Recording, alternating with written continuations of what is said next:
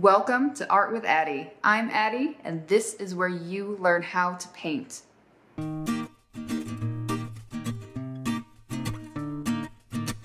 Welcome back, everybody, and happy Tuesday. I'm happy to have you here. This week, we are going to paint a beautiful red rock from Sedona. Sedona is so beautiful. There's food, there's a bunch of shops, so you can go buy a bunch of crap you don't really need, but you're gonna buy it anyway because it's cool. There's wine. I know this one looks a little bit complicated, like it might be a little too difficult, but I promise you it's not. I'm gonna walk you through every step of the way. Just a quick reminder before we get started for everybody to like this video, drop me a comment, let me know what you want to see next week, and be sure to subscribe to this channel and turn on the little bell so that you'll get a notification when I drop a new video every Tuesday. Alright, the first thing you're going to need is a wooden coaster. I found a 6-pack at my local thrift shop. Some acrylic paints, black, white, red, yellow, and blue at minimum. You can mix any color you want from those. If you have additional colors, even better. Paintbrushes, acrylic specific or multi-purpose will work. We will need some pretty fine tip brushes up through medium-sized brushes today. A cup of water, paper towels, a palette for putting your paint on. I use wax paper and I tape that to the back of a cutting board. Paint mixing sticks you can get additionally, that just saves paint over time. And to seal your project at the end, some Mod Podge. Here's a look at what the coaster looks like. We typically would use the bottom side of this to actually use it as a functional coaster, but we want to paint on a flat surface, so we're using the back. I have this sort of mustardy yellow brown color already pre-mixed in a tube. Really any sort of yellowish brown will work for this because this is just going to be the base coat for the bottom half of this painting. I'm going with a smaller, flat, squared off brush so we can work with outlining the horizon line on where the mountain meets the sky. Feel free to pick up the coaster, turn it to any angle you need to make your life a little bit easier right now. The shape of the mountain does not have to be perfect, so don't get too focused on the actual shape because, this is a photo that I took while I was up in Sedona.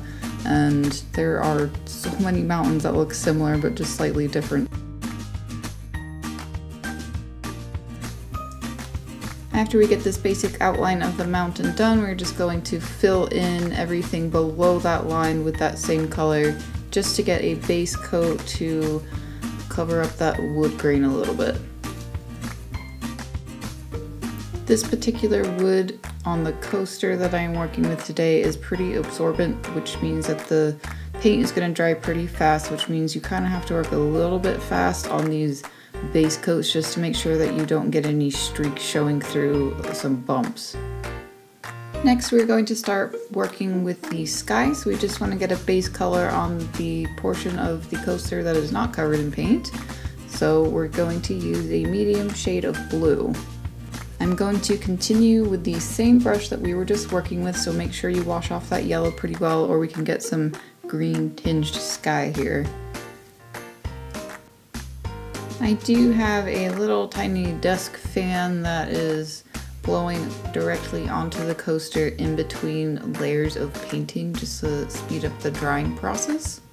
But you don't want the fan pointing straight on there while you're actually painting because then the paint will dry before you can even finish painting what you're working on.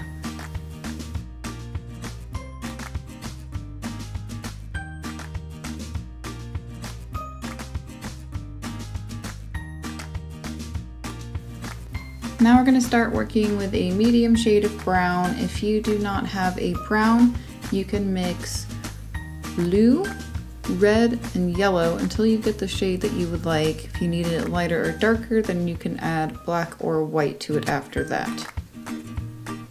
Here I am drawing a horizon line going straight across the bottom of the mountain, and then we're filling in everything above that line with this medium brown. That horizon line definitely does not need to be perfect because we're going to be going back in over that horizon line putting some greenery in there. So if it's got a little wave to it, that probably would look even better than it being perfectly straight.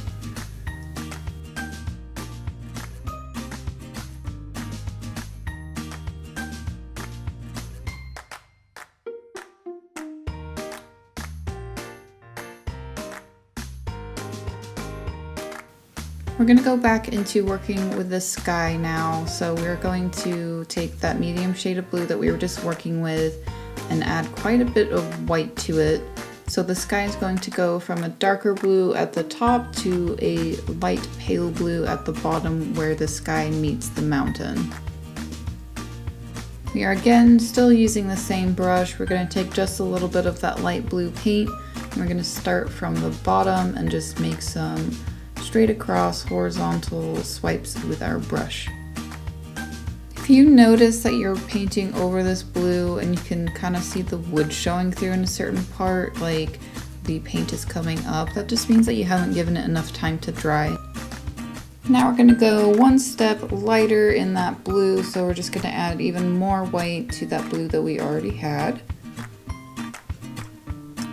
We are again going to start at the very bottom of the skyline here and work our way to about halfway up.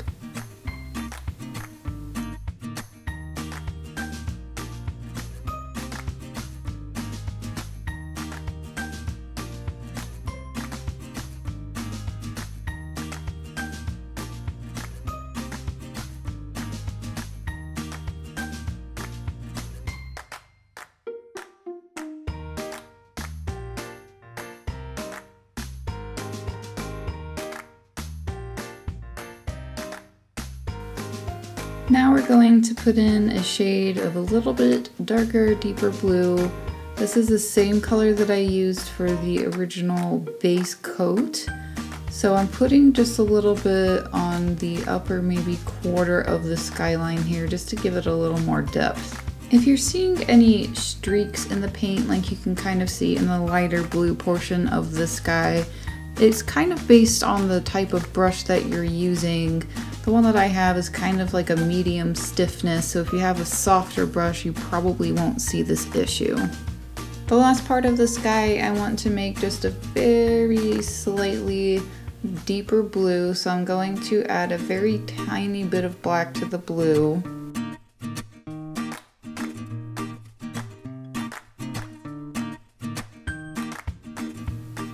And this blue I am just using around the outer edges of the upper half of the sky.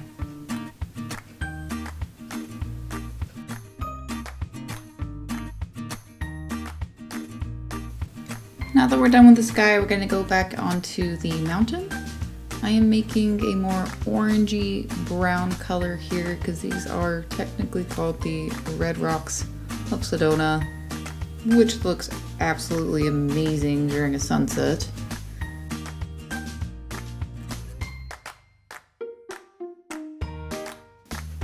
So on this mountain we are going to start with the shadows and then work our way up lighter in color from there.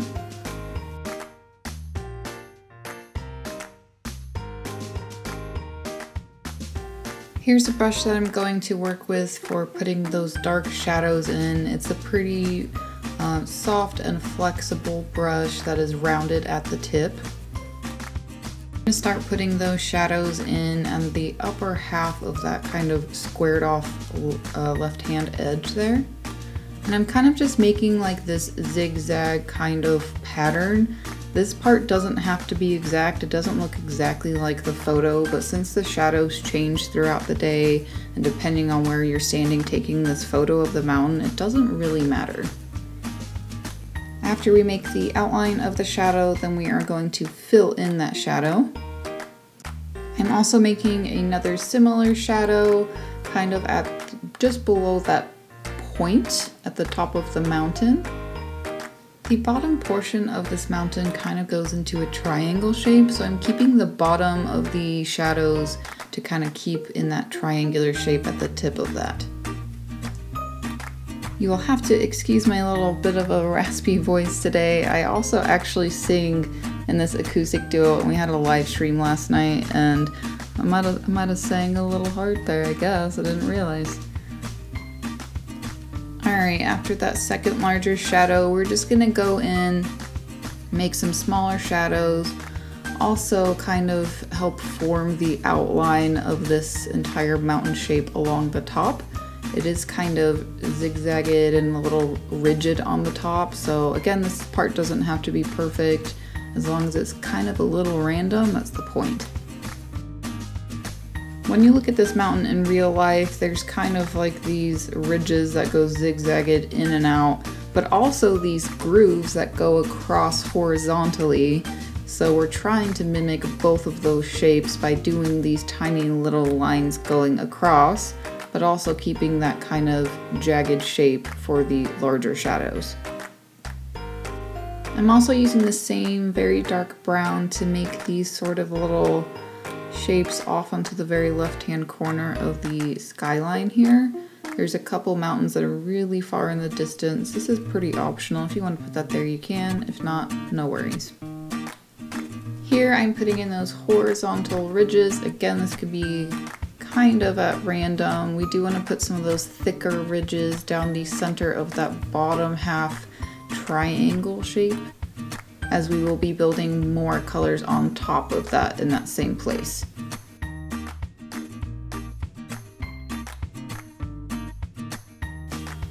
Alright, the next color that I am mixing here, I'm going with my regular medium brown, adding a little bit of that mustard yellow color and also a little bit of red. If you don't already have that medium brown and you're mixing a new brown, just be sure to put in some extra red to make this more of a brownish red color. We're going to use a more fine tip pointed brush now to put in some details on the side of the mountain. I'm going in between those lines that we just made with that dark brown. I know this is going in fast motion for the majority of this, so just be sure to take your time and remember to be patient with yourself and just have fun.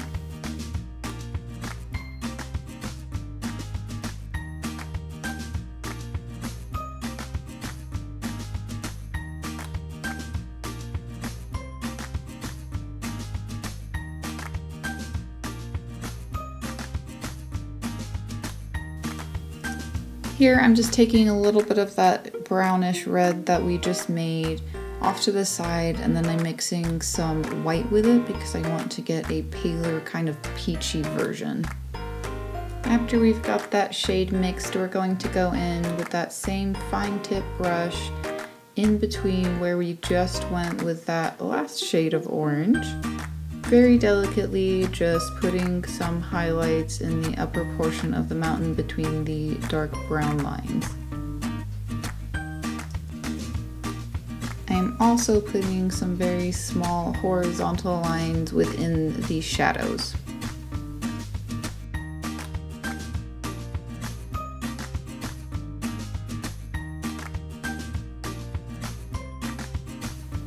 And here I'm just going in between those dark brown ridges along that lower half of the mountain. I'm also going in with the same shade and the same brush with just a little bit of a highlight on the left edge of the lower half of the mountain. If at any point you're noticing that this fine brush that you're using is making thicker lines, it's because some of the paint is drying to the brush. So just take a moment to wash off your brush and dry it and just keep going. Now I'm going in and making a paler version of the color that we were just working with, so just adding some white. And we're going in with that same fine tip brush and kind of just going in over the same places that we were just going in between the dark brown lines, but getting as close to those dark brown lines as we can. Basically, the theory here is that if you can get very light colors right next to dark colors, then you can really see the contrast and it makes one another stand out. Again, don't worry about these lines being totally perfect because we are going to be covering up some portions of the bottom half of the mountain with some greenery. And some of these highlights can be at random, but still trying to get as close as we can to the dark brown lines that we've already made.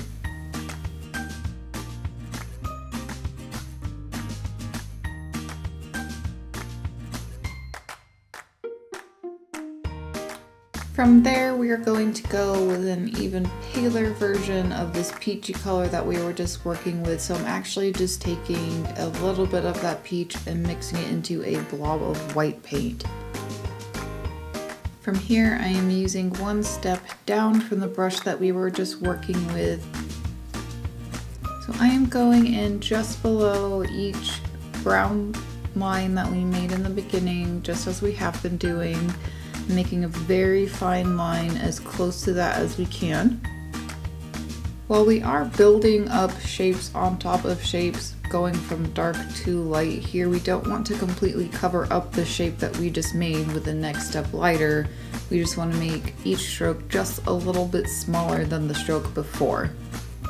Now is the time to take this very light peachy color that we're working with and just go in and make any random highlights that you want to make, usually keeping as close to the brown as we can, like I'm doing at the very top ridge of the mountain.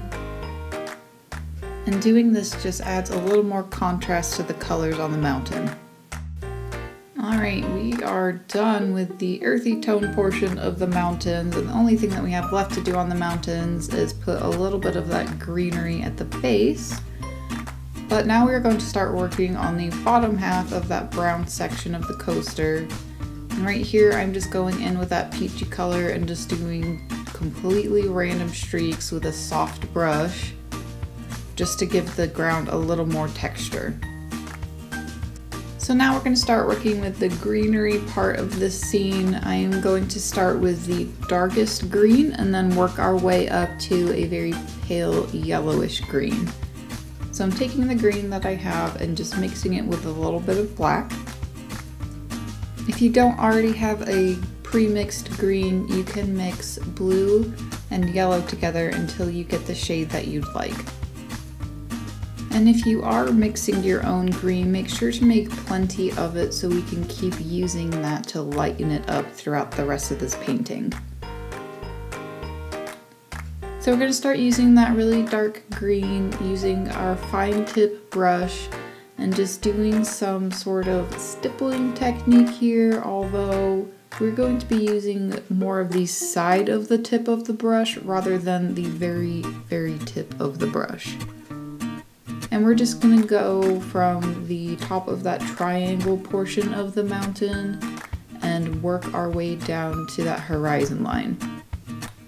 These dabs of paint don't have to be any particular shape, they don't have to be any particular size apart from one another, but we do want to kind of just get a texture. And if you look at the real photo of this, there's not any sort of perfect pattern, so we can kind of go at random here.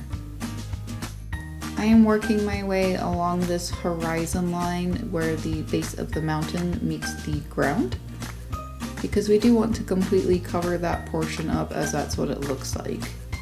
After we cover that horizon line, I'm going to go in at the very base of those dark shadows.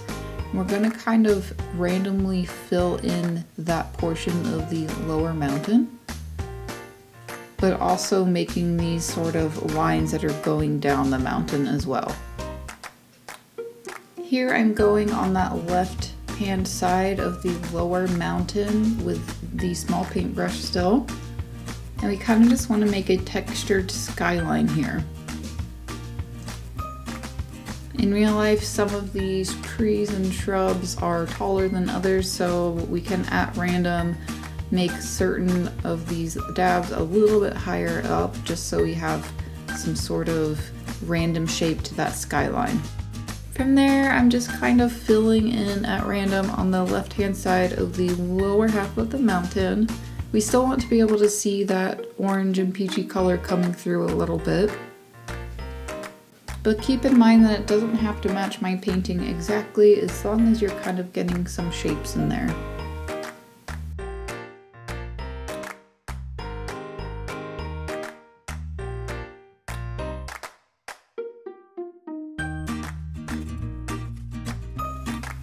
Alright, from there I'm using a little bit bigger brush that is soft and rounded at the tip. We are using the brush in the same manner as we were with the last brush. So instead of using the very tip of the brush, we are kind of tilting it at an angle so we can get this different texture with these paint brushes. Again, we are going to fill in most of this bottom portion with green, but we want to kind of put shapes on top of shapes as we build the color up lighter. So you can kind of choose at random where you want more dense areas to be with certain shapes, and then when we move on to the next type of brush, we can kind of contrast those shapes with different colors and different textures. Next, I'm going to use this flat but rounded brush. It is great for doing shrubbery, any bushes. It gives it a very like feathery, leafy texture naturally. And I'm kind of just picking the spot in the middle where it's going to be like a pretty prominent bush and making it pretty dense with color so you can't really see that yellow through it anymore. And just kind of giving it a fluffy, rounded shape. Again, I am using this brush more on its side at an angle so I can really get the shape of that brush to show. I'm also using this same brush just to give the background a little bit more texture with that kind of curved brush. I am choosing to leave the bottom middle part of this with no green in it because that's what it looks like in my picture. You can do the same or you can fill it in. It's whatever you'd like it to look like. Here I am just using the same kind of technique, but I'm making my pattern a little further apart so you can see the yellow through it. Alright, next we're going to go with a little bit lighter shade of green. I'm going to use the same brush that we were just using to go over the same parts. So in order to make it appear as though some light is coming in from the left-hand side, we're just going to lighten up the left-hand side of the bushes that we just made, and also a little bit of the top. I'm also going in and trying to fill in the yellow patches. I'm trying not to go too much over the dark green that we just did. From here, we're going to use the same shade of green that we were just using, but we're switching brushes. So we're going to go back in and kind of fill in some of those yellow patches in between the dark green lines that we had made earlier. Just wanted to take this moment to remind everybody to please like this video, leave me a comment, let me know what you want to see me painting next time, and be sure to subscribe and hit that little bell notification so that you'll get notifications, because I do drop a new video every single Tuesday. Also, if you want to see sneak peeks onto what I am painting for the following week, follow me on Instagram. I post pictures, I post stories, and let you guys in on what I am doing for the following week. Here I'm also using that same brush and that same texture that we're working with on the upper half of the green portion of this, and kind of putting some at the bottom of the shrubbery that we made earlier. Next, we're going to go with a lighter shade of green from the last one. So you can either mix in a little bit of yellow or white to the green that you already have. I happen to already have a lighter version of green pre-made for me. And we're just going to keep going with what we were doing before, using that same brush since we already have it in our hands, and just kind of filling in any of those yellow patches with this lighter green. We do want to leave a little bit of the yellow so you can see the earthy tones coming through here. Now we're going to go in with the same shade of green, going back to the brush that we were using before that is flat and round. And we're going to put even more highlights on the greenery of the bushes. And we're going to stick to the very outer edge on the left hand and upper side.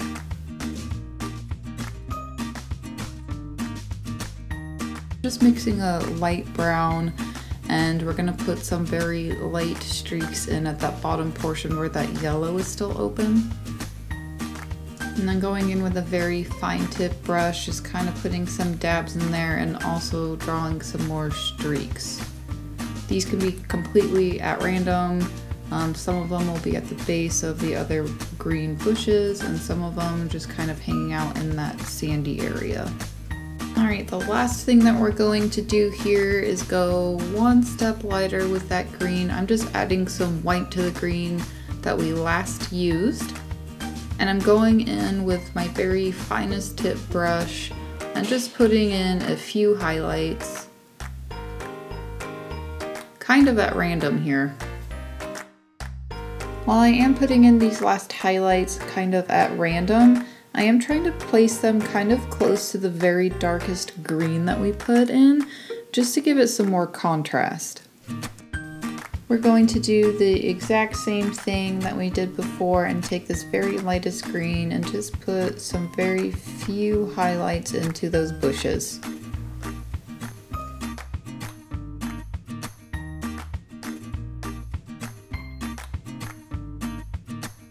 Alright, now is the time to look at your painting, see if there's any details that you might want to add to this. You can compare it to mine, and from there we're going to seal the project. And here is what the finished project looks like. If you want this to be an actual functioning coaster, you will need to seal it with something like Mod Podge. You can just follow the directions on the back of the bottle. Thank you guys so much for watching. Just a quick reminder to find me on Instagram. That way you can see sneak peeks as to what I'm putting out for next week's project. If you liked today's video, be sure to give it a thumbs up. Leave me a comment, let me know what you want to see me paint next week, and be sure to subscribe to this channel, somewhere around here. Boop. Create your own sunshine.